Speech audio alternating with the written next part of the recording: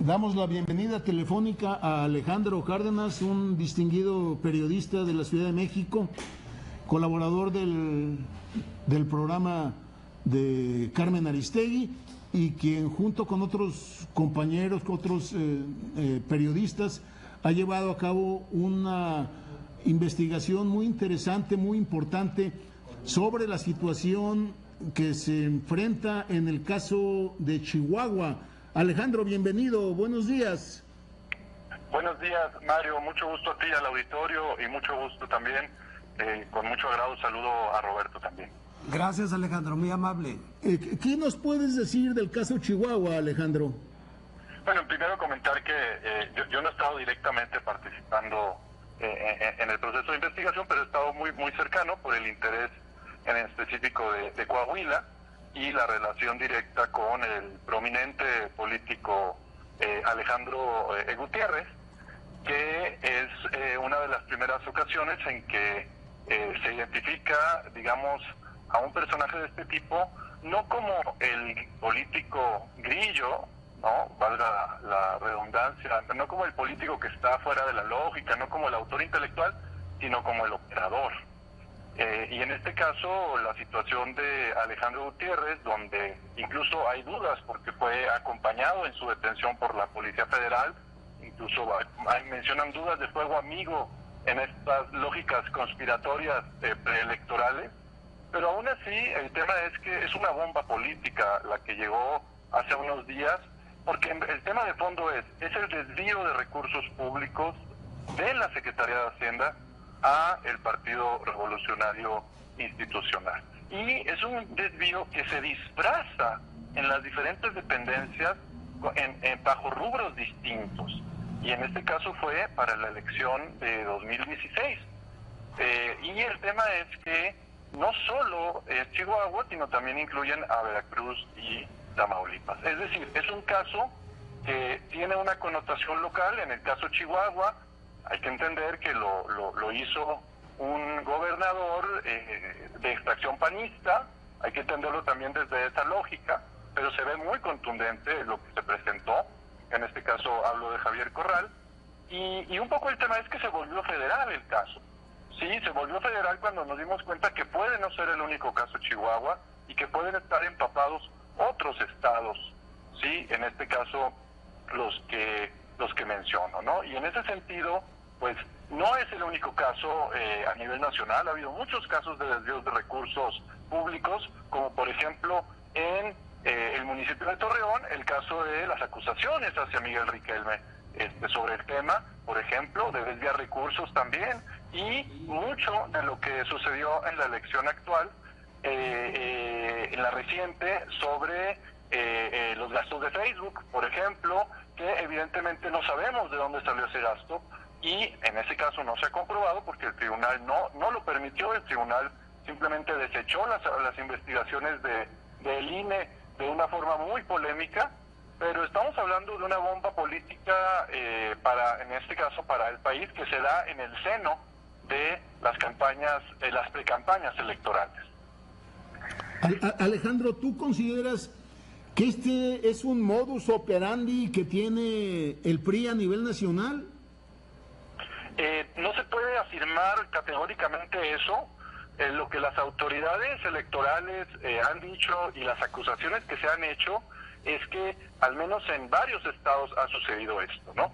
Si nos ponemos a hacer un análisis previo, sí, podemos entender que el clientelismo es uno de los grandes vicios del sistema político mexicano, y un poco como buen escéptico, igual que Roberto hace un momento lo planteaba, pues podríamos pensar muchas cosas, pero mientras no se les compruebe no se les puede acusar. Aunque hay una historia política de mucho clientelismo político, y lo que sí puedo decir es que, y han mencionado algunos expertos en temas electorales y de fiscalización, es que uno de los grandes problemas de la democracia electoral en este país es el desvío de recursos públicos a campañas electorales.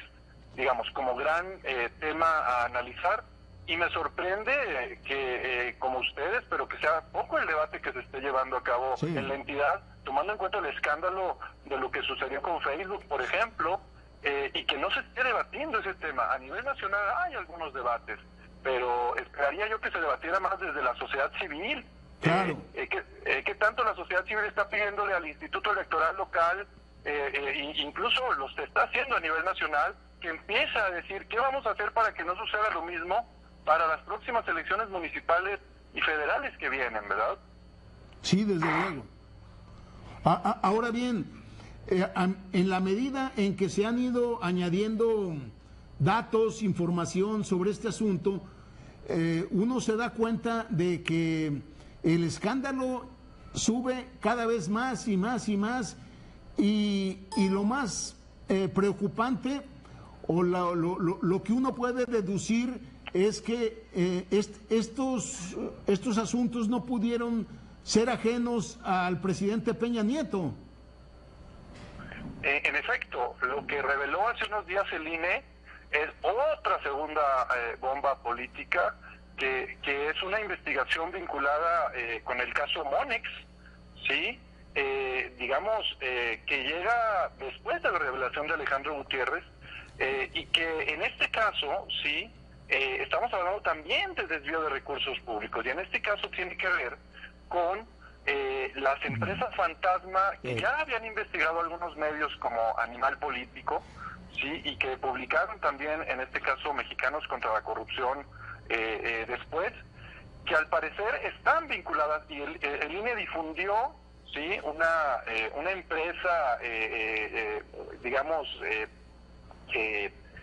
digamos que tiene vínculos y tiene relación, llamada Logística y Estratégica Asismex, y lo que encontraban es que hay 14 empresas de redes fantasmas que al parecer involucran desvíos de hasta 1.400 millones de pesos, que el INE reveló y que después Animal Político detectó que tenían el vínculo con Javier Duarte, y es una conexión directa a la campaña presidencial de Enrique Peña Nieto. Pero desde Entonces, 2012. evidentemente, desde 2012, exacto, ¿no? El otro caso, digamos, el caso de Alejandro Gutiérrez, solo tienen datos de 2016. Se trabajó en 2015 para 2016. Y evidentemente... Alejandro, disculpa. Bueno, no nos puedes repetir lo que acabas de decir, porque la señal se bajó mucho. Claro que sí. Mencionaba que la empresa logística y estratégica Asismex, que digamos que se consideró ya una empresa fantasma, sí, fue la que de cierta forma hay datos y hay una investigación de 1.400 millones de pesos, y está vinculada con las investigaciones de Monex que encontró el INE. Después, digamos, Mexicanos contra la Corrupción detectó que esta empresa estaba vinculada con las empresas fantasma de Javier Duarte, de lo que se ha ido publicando en años anteriores, y que evidentemente el tema de fondo es, pues, que está vinculada directamente con la campaña presidencial de Enrique Peña Nieto en 2012, ese posible desvío de recursos. Perdón, Alejandro, hay una versión de que José Antonio Meade ha lanzado un comentario en su precampaña orientado a decir que lo que ha publicado Animal Político podría ser denunciado, pues, y investigado. ¿Esto cómo lo viven allá en Chihuahua? Porque me parece que finalmente está relacionado con el caso de César Duarte. ¿Le dan credibilidad o es simplemente una amenaza de las tantas que se dan en este tipo de precampañas? Yo supongo que es la reacción, ¿no? Incluso la reacción política fue acusar de tortura. Bueno, en el caso de Alejandro Gutiérrez fue acusar de tortura, y en este caso, digamos, lo que tú mencionas de Animal Político son acusaciones directas a José Antonio Meade en un asunto diferente a esto, ¿sí? Entiendo que es otro reportaje que publicó Animal Político, ¿sí?, donde acusan a José Antonio Meade de algunos también irregularidades en su administración. Este caso, digamos, que fue destapado por el INE después de 4 o 5 años de investigación de la elección presidencial, ¿sí?, es el caso de las empresas fantasmas, ¿no? Entonces, como lo podrás ver, Roberto, y podrá ver el auditorio, pues estamos hablando que hay una bomba de revelaciones y ahí se están publicando escándalos políticos uno tras otro y nos sucede la famosa frase de Carlos Monsiváis, ¿no? O no entendí lo que estaba pasando o ya pasó lo que estaba entendiendo. Así es. Oye, Alejandro, ¿y de qué manera crees que impacte toda esta serie de escándalos en el proceso electoral federal de este año?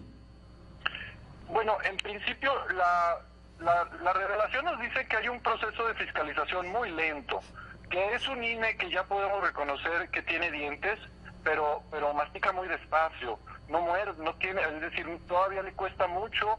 Evidentemente hay una acusación directa al Banco Bancomer de no haber respondido las peticiones directas, pero a final de cuentas revela las deficiencias del sistema electoral, ¿no? Si esto se hubiera sabido probablemente antes de la calificación de la elección, probablemente otro gallo nos hubiera cantado, ¿sí? O otro copete nos hubiera cantado, ¿no? Por decirlo de modo más coloquial. En honor a la verdad, Alejandro, dentro de los males, el menos, afortunadamente, antes de que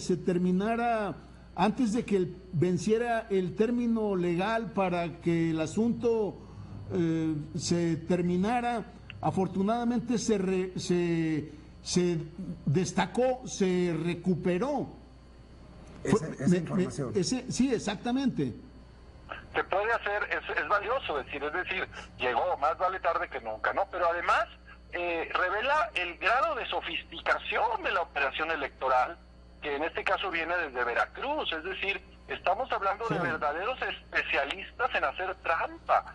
Digamos, un asunto que probablemente en algunos casos no imaginamos los niveles de conspiración que se mueven en estos tipos de proyectos y que, como también hemos visto en el caso Odebrecht en toda América Latina, que sorprendentemente en México no pasa nada, son niveles muy altos de trabajo político, y en específico este caso reciente pues trae un tema importante, que un gasto relevante de varios miles de millones tiene que ver con el pago a representantes de casillas, ¿sí? Entonces por eso a veces podemos entender que si el caso se comprueba y el caso llega a sentencia y a final de cuentas se podría entender que por eso el PRI entonces casi siempre tiene representantes de casilla en casi todas las casillas. El 100% de las casillas.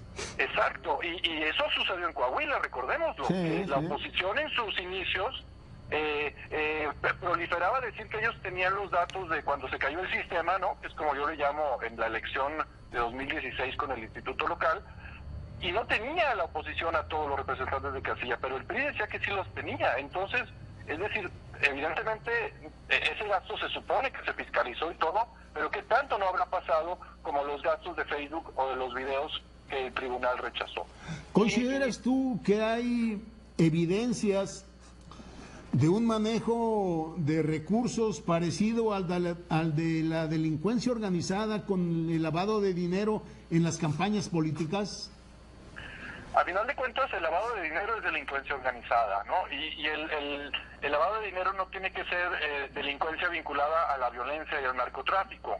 Puede ser lavado de dinero vinculado a empresas privadas o a instituciones públicas.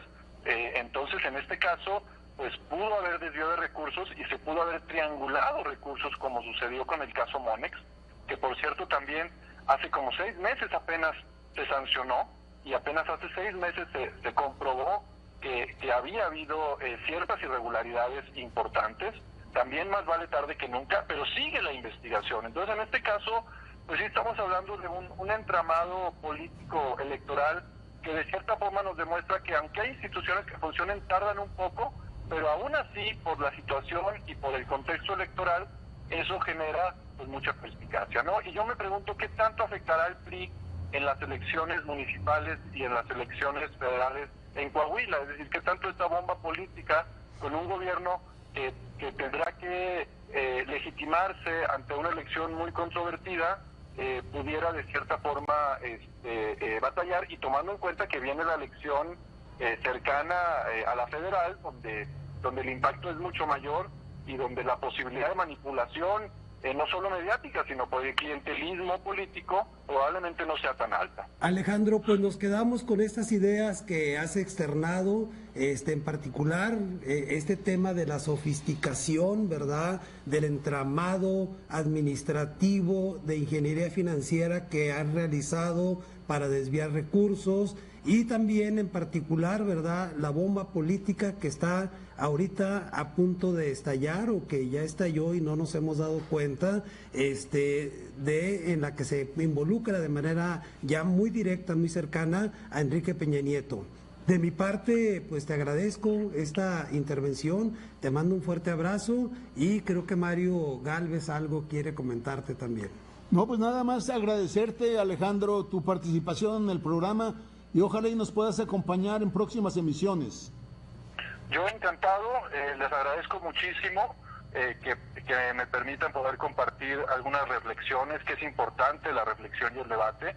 Y solo finalizo diciendo que esta bomba política, y específicamente el caso Veracruz y Duarte, quizá por eso podamos entender que está en la cárcel, porque en la cárcel Duarte simula rendición de cuentas, sí, pero no se le ha dictado sentencia. Así es. Y veremos si en verdad esa rendición de cuentas llega hasta dictársele sentencia o es pura simulación, como muchas veces funciona este sistema político. Totalmente de acuerdo. Muchas gracias, Alejandro. A ustedes, muchos saludos. Un abrazo. Y finalmente queremos